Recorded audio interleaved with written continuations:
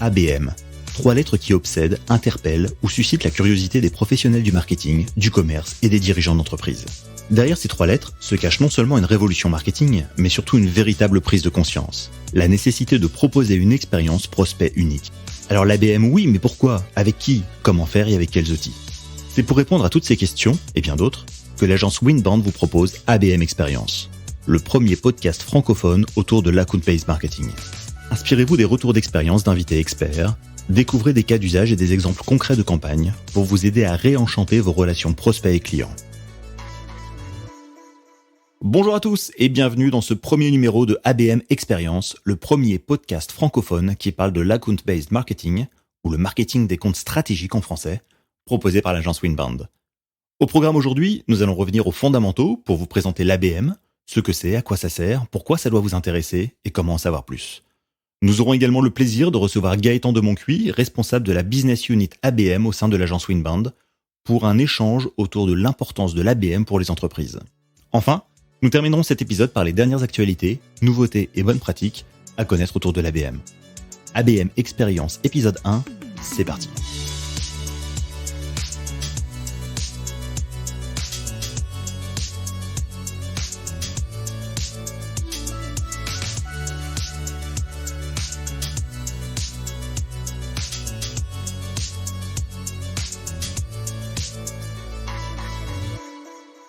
Account-based marketing, ou ABM pour les initiés.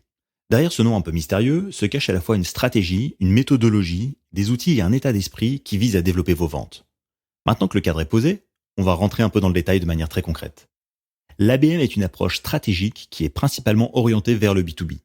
La traduction même est simple, c'est le marketing des comptes stratégiques. Autrement dit, il s'agit d'un marketing orienté vers des organisations qui vendent des produits et services à de très gros clients professionnels. En clair, si vous êtes sur le marché du B2C, ou si vous êtes en B2B mais vendez des produits et services en volume et avec des prix faibles, l'account-based marketing n'est sans doute pas la solution qu'il vous faut. Mais toutefois, ne partez pas tout de suite, car vous allez probablement apprendre quelques informations toujours utiles à connaître. Après tout, qui sait où votre carrière pourrait vous mener ? Historiquement, l'ABM a donc toujours été axée sur les grandes entreprises, c'est-à-dire celles dont les budgets sont importants et dont une simple commande peut représenter une part significative du chiffre d'affaires. En général, on utilise l'ABM lorsque le cycle de vente est long. Il peut ainsi s'écouler plusieurs semaines ou plusieurs mois entre le premier contact de votre commercial auprès du futur client et la signature du contrat. Dans certains cas les plus extrêmes, pour des projets très complexes, ce sont des stratégies qui peuvent même s'étaler sur 18 ou 24 mois. Dans ces conditions, vous imaginez bien que l'erreur n'est pas permise, compte tenu de l'investissement à mettre en place du côté des ventes. L'autre critère qui compte, c'est que l'ABM fonctionne bien lorsque les personnes impliquées dans la prise de décision sont nombreuses. Vos commerciaux n'ont alors pas une personne à convaincre, mais un comité ou une direction qui repose sur des managers de plusieurs services ou business units. Prenons un exemple. Vous vendez un logiciel en mode SaaS pour faire de la formation en ligne. Vous devrez donc aussi bien vous adresser à la direction des ressources humaines qu'à celle de la communication interne, voire à la direction générale dans certains cas. Alors comment savoir si l'ABM est fait pour vous ? Pour cela, je vais vous poser 5 questions. Est-ce que votre cycle de vente comporte une phase de recherche et d'évaluation en raison du coût ou du niveau d'engagement exigé de l'acheteur ? Est-ce que la décision finale implique souvent de multiples parties prenantes ? Est-ce que les objectifs de votre organisation comprennent le développement commercial dans un nouveau segment, territoire ou à la poursuite des clients de votre concurrent ? Est-ce que vous avez déjà déployé une stratégie d'inbound marketing performante, mais vous souhaitez passer à l'étape supérieure, une étape complémentaire encore plus personnalisée ? Enfin, est-ce que vous êtes sur une offre budgétaire conséquente avec un panier élevé ? Si vous avez répondu oui à au moins 2 de ces questions, l'ABM est probablement la solution qu'il vous faut. Et puisque cet épisode est consacré aux fondamentaux de l'ABM, prenons un moment pour revenir en arrière.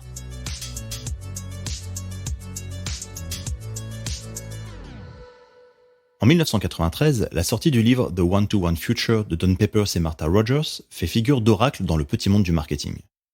Il y a 30 ans, cet ouvrage avait prédit l'émergence d'un nouveau concept marketing fondé sur la capacité d'interaction d'une entreprise avec ses clients de façon personnalisée et individualisée. Est-ce que ça vous dit quelque chose ? En 2002, Accenture et Unisys deviennent les pionniers de ce qu'on appelle alors le marketing centré sur le client, ou en anglais le Customer-Centric Marketing. Un an après, ITSMA, un cabinet de conseil américain, introduit le concept d'account-based marketing.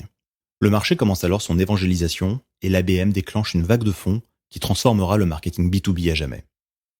La tendance nord-américaine va ensuite s'étendre en Europe, puis en France, où l'ABM, tout comme l'inbound marketing, s'implante dans les stratégies des directions marketing et commerciales au milieu des années 2010. C'est d'ailleurs un virage qui n'est pas toujours facile à appréhender, car l'ABM évolue, s'adapte aux changements technologiques, se nourrit des bonnes pratiques du moment et accélère la transformation digitale du B2B. Par conséquent, si les fondamentaux de l'ABM d'aujourd'hui restent globalement les mêmes que ceux d'il y a 10 ans, la manière de les mettre en œuvre a déjà changé.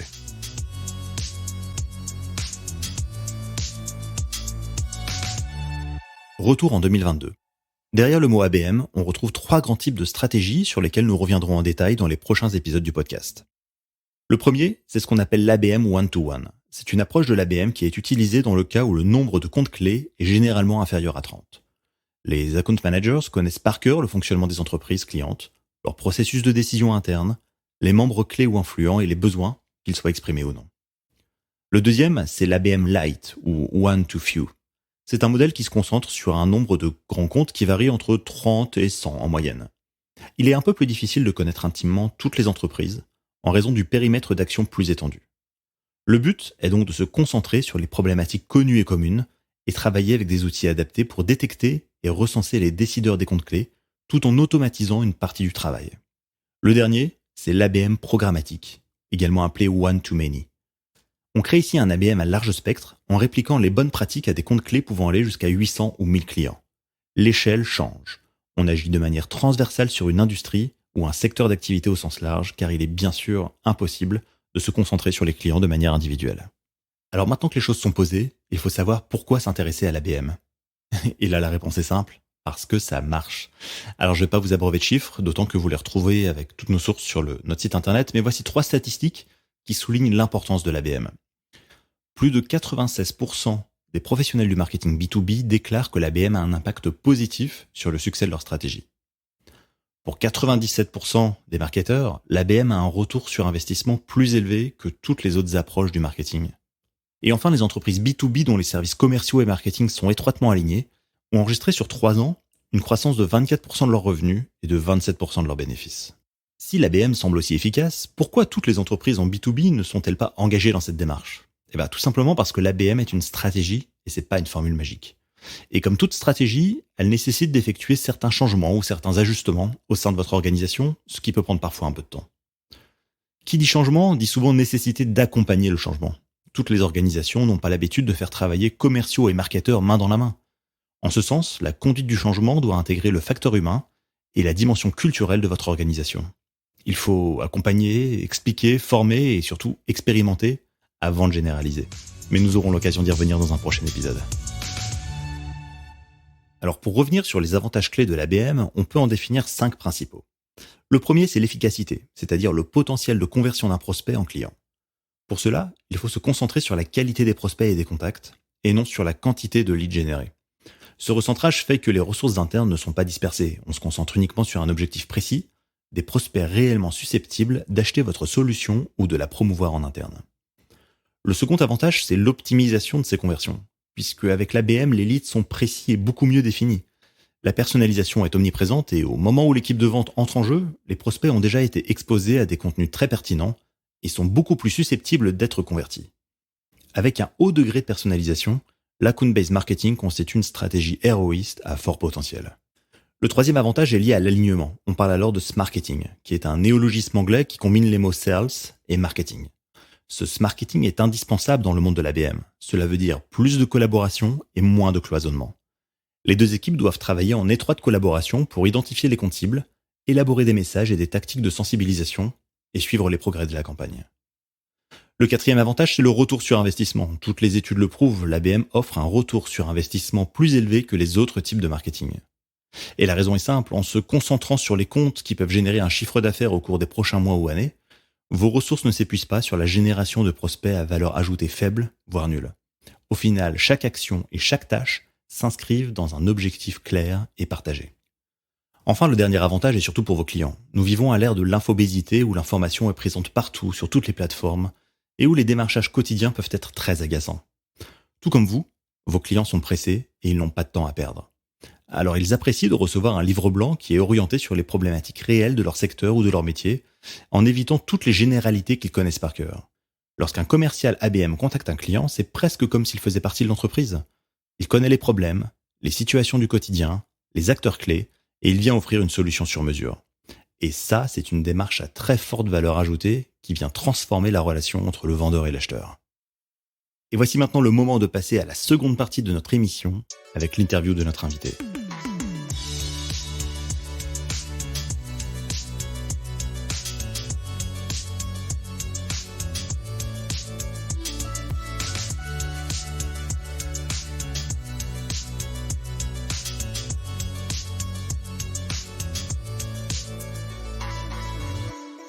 Aujourd'hui, j'ai le plaisir d'accueillir Gaëtan de Moncuy, responsable Business Unit ABM chez Winbound. Bonjour Gaëtan. Bonjour Julien. Alors ma première question est simple, pourquoi parle-t-on autant d'ABM aujourd'hui parmi les professionnels du marketing ? C'est vrai que l'ABM devient un acronyme de plus en plus employé par les marketeurs, mais j'ajouterais aussi des directeurs commerciaux, parce que l'ABM implique presque 50-50 des marketeurs et des sales. Et pourquoi on en parle autant ? Déjà, je dirais qu'il y a une forte évolution du marché et également une forte évolution des comportements qui fait que en termes de prospection et de conquête de nouveaux clients, ça devient de plus en plus complexe, quoi. Et face à ce problème, en fait, je dirais qu'à chaque problème, on a des réflexions, des apports de solutions. Et l'arrivée de cette nouvelle méthode ABM, justement, apporte cette approche différenciante et personnalisée qui se dénote, qui finalement est synonyme, on va dire, d'un vaste succès et du fait pourquoi on en parle autant actuellement. Ok, mais alors quels sont les changements qui sont vraiment à l'origine de l'avènement de l'ABM ? Je dirais que nous sommes dans un marché B2B et je dirais même dans un monde qui va toujours de plus en plus vite et dans lequel nous sommes tous sursollicités. On a une concurrence de plus en plus forte, des prospects sursollicités qui en ont marre d'ailleurs des multiples approches, à mon avis, qu'ils subissent. Et ils ont plus une attente d'avoir et de vivre plutôt une expérience unique. Et dans ce cadre, on voit bien que le marketing traditionnel fonctionne pas ou plus. Il est plus adapté, tout paraît plus complexe. Du coup, on se retrouve avec plus de barrières à l'entrée. On convainc pas un décideur, plusieurs décideurs. Des fois, on va jusqu'à convaincre tout un comex. Donc finalement, avec toutes ces difficultés, on voit bien que mécaniquement, on arrive sur des cycles de vente beaucoup plus longs. Les commerciaux doivent ainsi redoubler d'efforts. Et c'est là justement où l'ABM, je pense, apporte des réponses et des bonnes réponses, telles que identifier les bons comptes et forcément un fort potentiel. Je dirais également de maîtriser la connaissance, que ce soit des comptes, des personas, mais également des interlocuteurs cibles. Et enfin, d'avoir une approche personnalisée au maximum.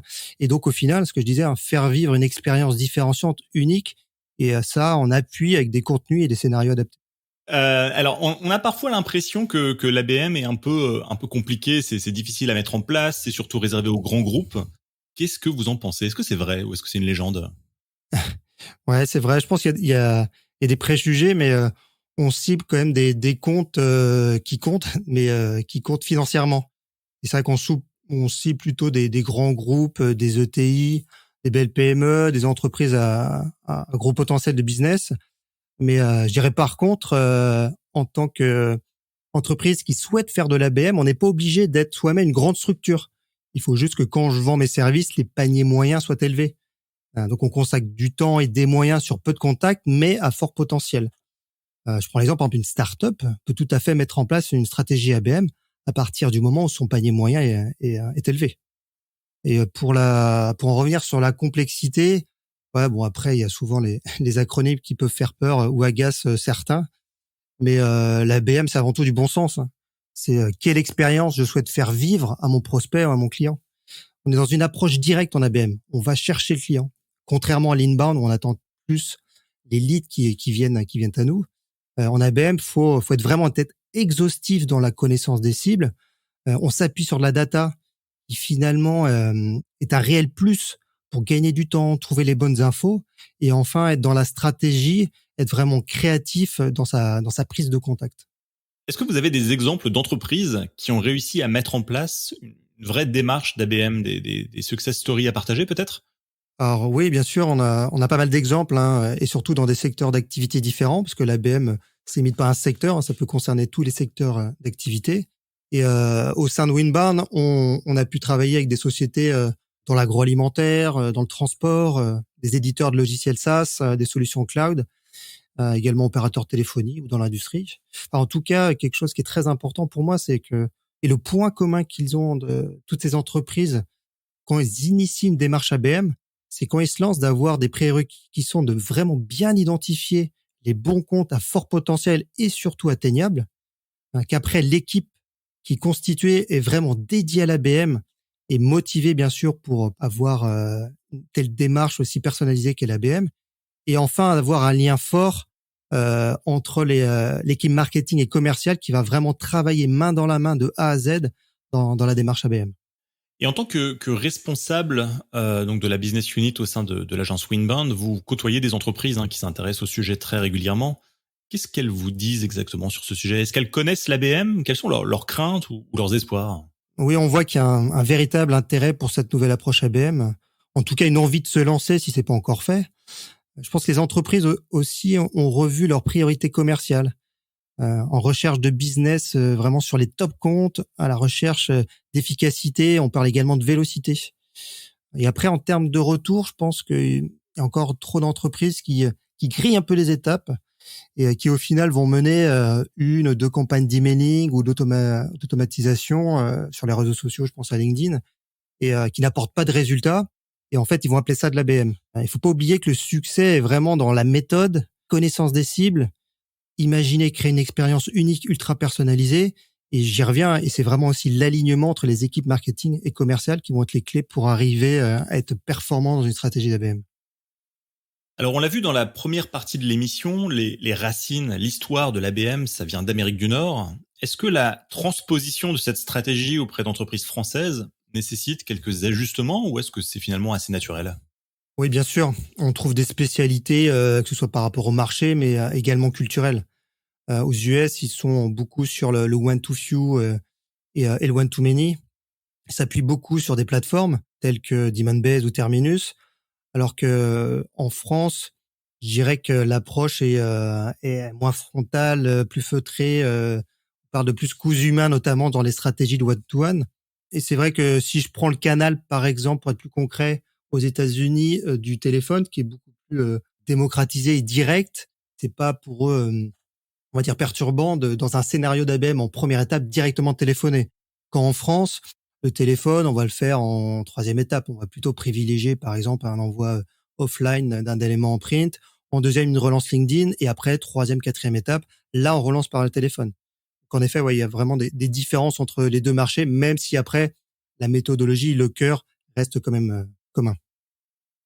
Alors pour piloter une stratégie d'ABM en entreprise, qui est le premier concerné? Qui doit vraiment prendre le sujet à cœur? Est-ce que c'est, je sais pas, le directeur général? Est-ce que c'est plutôt la direction commerciale? Est-ce que c'est le responsable du marketing? Qui doit piloter ce sujet?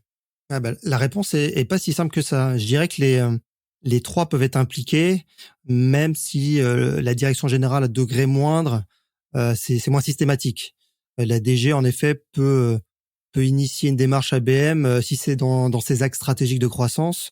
Je dirais par contre, pour la direction commerciale, ils ont plus de chances d'être à la demande parce qu'ils ont un besoin de conquête de comptes forts ayant du potentiel. Et après aussi, ils vont être fortement concernés, les directions commerciales, sur la partie opérationnelle. Et après, comme je vous l'ai dit, on les retrouve aussi tout le long dans la validation, dans la co-construction, parce que ce qui est important dans l'ABM, c'est que le commerce et le marketing agissent du début jusqu'à la fin. Et enfin, pour la partie marketing, je dirais plus que, en fait, elle peut souffler l'idée. C'est elle qui, en général, à l'affût des nouvelles méthodologies, de nouvelles stratégies. Donc, en découvrant l'ABM, ça va faire écho, justement, peut-être à des souhaits de la direction en général ou la direction commerciale. Et après aussi, le marketing joue souvent en pivot dans l'ABM et aura une approche assez importante dans la construction de l'expérience client. Depuis 10 ans, 15 ans, on parle de transformation digitale dans les organisations. Est-ce qu'il y a un lien qui existe entre transformation digitale et ABM? Et si oui, lequel? Ouais, tout d'abord, pour être honnête, je pense que dans les fondamentaux de la compte-based marketing, il n'y a rien de nouveau. Consacrer ses efforts sur un compte clé, dédier un commercial pour développer le portefeuille business au sein d'un seul compte, franchement, il n'y a rien de révolutionnaire. Par contre, la digitalisation associée à l'ABM va permettre de mettre en place des outils de pilotage de mesurer l'engagement des contacts, de récolter de la data complémentaire. Il faut savoir qu'avant, en fait, la relation reposait vraiment beaucoup plus sur le terrain. Aujourd'hui, le digital prend forcément beaucoup plus d'ampleur. Faut juste faire peut-être attention quand même que plus il y a de digital, plus il faut quand même équilibrer et ajouter de l'humain. C'est ça aussi le plus de la relation personnalisée de l'ABM. Donc pour moi, c'est vraiment associer les points forts du digital et les points forts de l'humain, mais ensemble. Très bien, mais alors si on parle de digital, on parle forcément d'outils et de Ouais. technologies. De quoi est-ce qu'on a besoin pour débuter? Est-ce qu'il faut forcément investir dans des logiciels très complexes ou est-ce que, je sais pas, un tableur Excel peut être suffisant pour se lancer en matière d'ABM? Je dirais qu'on peut faire de l'ABM Lite sans outils, mais bon, le problème, c'est que ça risque de vous prendre du temps et vous n'allez pas avoir toutes les infos que vous souhaitez. Je me répète, mais l'ABM, c'est vraiment être le plus exhaustif possible pour avoir une approche pertinente et personnalisée. C'est vraiment clé. Donc ça, c'est vraiment important sur la partie connaissance marché, connaissance compte, contact et coordonnées. Donc toute la partie amont et nous qu'on appelle intelligence commerciale, c'est vraiment clé et ça, la data aide tout particulièrement. Et après, sur l'autre partie qui est plus en termes d'outils afin de piloter ces scénarios, suivre l'avancement de ces campagnes et les résultats de ces campagnes et des KPI, c'est primordial. Donc pour répondre, je dirais oui, c'est faisable, mais je vous garantis pas le ROI. Alors dernière question et probablement la plus difficile à répondre, l'ABM, ça coûte combien? Ouais, c'est vrai que c'est pas facile, mais déjà, faut partir du postulat que l'ABM est une approche personnalisée. Donc, qui dit personnalisé dit beaucoup de sur-mesure. Après, il faut avoir en tête peut-être les principaux piliers d'une démarche ABM. Je dirais, premier pilier, connaître, maîtriser les marchés, les comptes, les contacts. Le deuxième, c'est bien déterminer les axes de communication et les scénarios de conquête. Le troisième, qui va être important aussi dans le budget, c'est de créer des contenus spécifiques qui répondent aux enjeux du client. Donc là, par exemple, ça peut être des articles, des livres blancs, des vidéos, podcasts, box, etc. Et déjà, si vous avez de la qualité dans ces contenus, vous allez faire belles économies. Et le quatrième pilier, c'est de définir une approche commerciale unique avec une réelle proposition de valeur. Par rapport à ces 4 piliers, potentiellement, on peut tout faire. Mais après, c'est vrai qu'on se retrouve dans des cas de figure où certains clients peuvent avoir déjà une bonne connaissance de leur compte cible et des interlocuteurs. Donc, auquel cas, ils n'ont pas besoin de toute cette connaissance compte, marché et contact. Et après, d'autres, comme je disais, ils ont des mines d'or en termes de contenu. Donc là aussi, soit on peut réutiliser directement ces contenus, soit après, il y a juste à les fine-tuner. Mais là aussi, ça peut faire beaucoup d'économies. Bon, après, si je dois me lancer sur une fourchette de prix, je dirais entre 3 000 et 20 000 par compte. D'accord, donc ça veut dire qu'à partir de 3 000 €, une entreprise peut commencer à se lancer dans l'ABM sur un compte ou une typologie de compte, c'est ça? Oui, tout à fait. À partir du moment où, en effet, alors comme je vous l'ai dit, à 3 000 €, mais je pense que pour 3 000 €, il faut déjà que l'entreprise ait une bonne connaissance du compte ou qu'elle ait déjà des contenus exploitables dans une démarche personnalisée. Après, on va dire le 3 000, c'est la version où on part avec déjà armé et 20 000 €, c'est vraiment, on va dire, le one-to-one très, très cousu main où on fait, on va dire, toute la palette de prestations en ABM de manière très exhaustive. Alors, on parle de coûts et de dépenses. Ce qui intéresse aussi nos auditeurs, évidemment, c'est le retour sur investissement. Est-ce qu'il est facile à mesurer et à quelle échéance? Je dirais que les campagnes ABM souvent prennent du temps. Alors on essaye souvent, on réduit des cycles de vente parce que comme je vous l'ai dit, on est dans des cycles de vente souvent très très longs. L'ABM permet de réduire ces cycles de vente, mais souvent sur les campagnes peuvent prendre 4, 5, 6 mois pour certains jusqu'à un an. Donc après le retour sur investissement, il se fait en tout cas les chiffres le montrent plus rapidement que des stratégies classiques. Car je vous dis, il y a l'aspect vélocité qui est vraiment très importante et qui va vous permettre en tout cas de gagner des points et d'arriver à atteindre vos objectifs plus rapidement grâce à une stratégie ABM. Après, en termes de chiffres, de timing, c'est compliqué à préciser parce que c'est vraiment, comme je vous l'ai dit, du cas par cas. C'est vrai qu'en tout cas, à retenir que quand on fait une stratégie ABM, souvent j'ai parlé de scénario.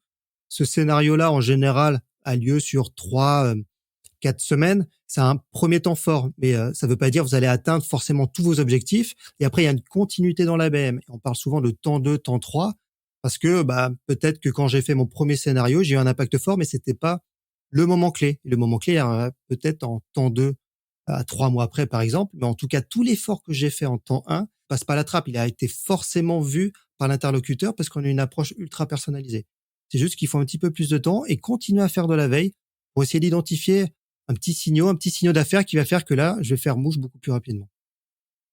Parfait. Merci beaucoup Gaëtan de Moncuit pour cet échange passionnant qui aura permis d'éclairer nos auditeurs sur le sujet de l'ABM. Je rappelle que vous êtes responsable Business Unit ABM au sein de l'agence Winbound. Merci beaucoup pour votre participation. Merci Julien. Dans un monde qui évolue vite, il est important de se tenir informé des nouveautés, des tendances et des bonnes pratiques autour de l'ABM. Toutefois, c'est un travail qui prend du temps et qui nécessite de passer à travers les bonnes sources et les bonnes informations. C'est pourquoi notre comité éditorial passe en revue tout ce qui sort sur le sujet de l'ABM, en français et en anglais, afin de sélectionner pour vous les meilleures informations susceptibles de vous intéresser. Voici donc le moment de notre revue de presse.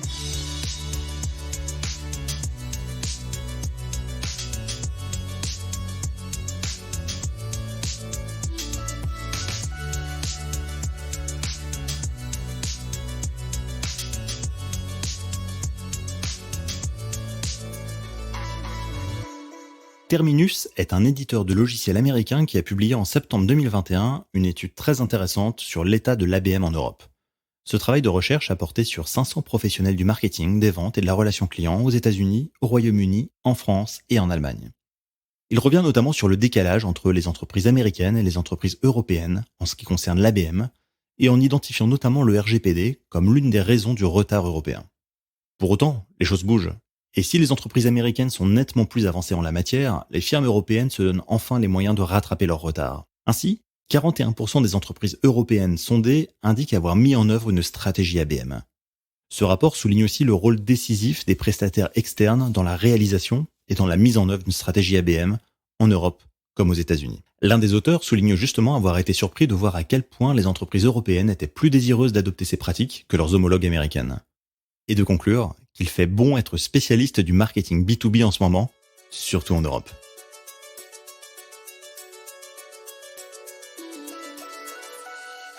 La nouvelle étude Inspire B2B en partenariat avec LinkedIn et Marketing Magazine a dévoilé à l'automne dernier que les marques inspirantes ont 5 fois plus de chances d'être le premier choix d'un acheteur en B2B. En clair, les marques qui misent sur l'inspiration sont leaders sur leur secteur, plus considérées, génèrent davantage de confiance et sont les plus recommandées. Cette étude souligne aussi que les marques inspirantes sont 2 fois plus susceptibles d'être fortement considérées par les acheteurs. Inspiration, créativité et B2B sont donc largement compatibles. Alors, comment caractériser l'inspiration ? Est-ce que votre entreprise est inspirante ? Comment pourriez-vous inspirer vos clients ? Pour cela, l'étude distingue 3 critères. La valorisation, le magnétisme et la motivation. Je vous explique. Les marques valorisantes sont celles qui aident les clients à développer leurs aspirations en fournissant du contenu qui inspire et qui crée des expériences pour connecter les attentes des clients. Les marques magnétiques sont celles qui ouvrent la voie. Elles attirent les clients vers elles en élargissant leurs horizons et en stimulant leur imagination.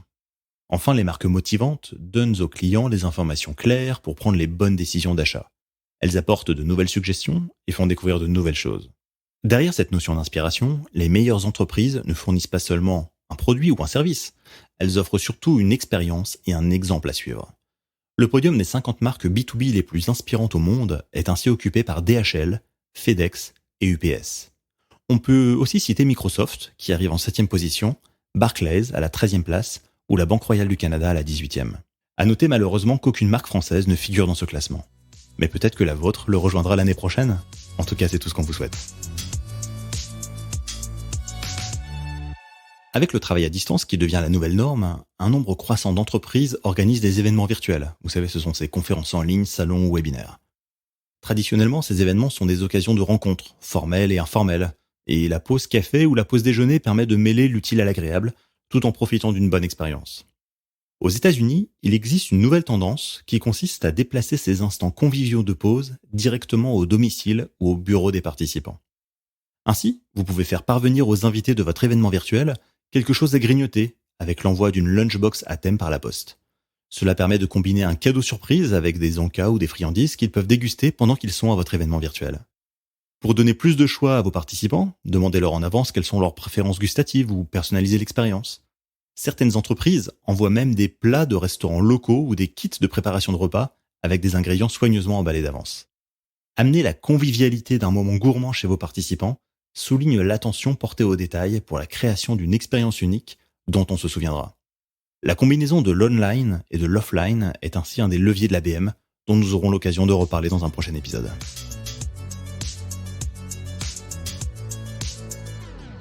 C'est donc la fin de notre premier numéro consacré aux fondamentaux de l'ABM. Je vous donne rendez-vous le mois prochain pour un deuxième épisode où nous parlerons de l'ABM one-to-one. À très vite.